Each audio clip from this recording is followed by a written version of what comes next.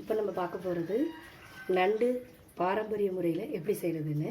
அதுக்கு தேவையான பொருட்கள் சின்ன வெங்காயம், தக்காளி, நண்டு, சோம்பு, ஜீரகம், மிளகு, பூண்டு.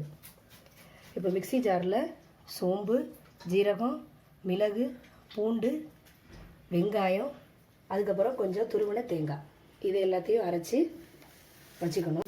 தேவையான பொருட்களான அனைத்தையும் மிக்ஸி ஜாரில் போட்டு இந்த மாதிரி ஒரு பேஸ்ட் மாதிரி அரைச்சிக்கணும்.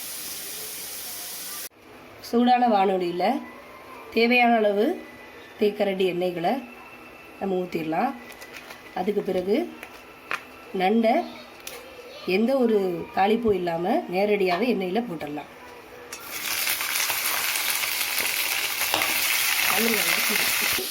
நண்டு வதங்கினதுக்கு பிறகு நம்ம அரைச்சி வச்ச பேஸ்ட்டை அதில் போட்டுடலாம்.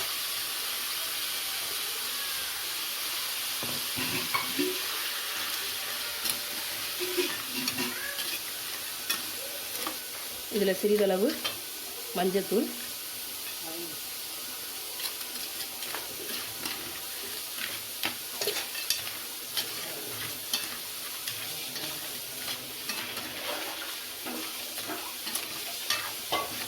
நல்லா வதங்கினதுக்கு பிறகு தேவையான அளவு தண்ணி ஊற்றிடலாம்.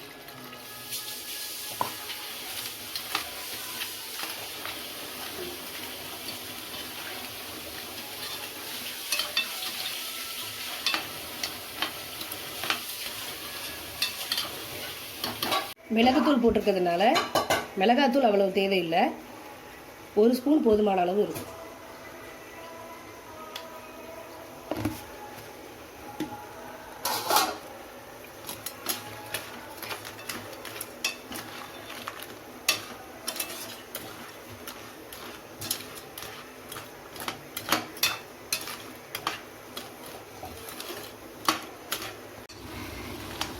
இந்த மாதிரி கொதித்து வந்த பிறகு தேவையான அளவு கொத்தமல்லி, கருவேப்பிலை, உப்பு தேவையான அளவு போட்டுக்கணும்.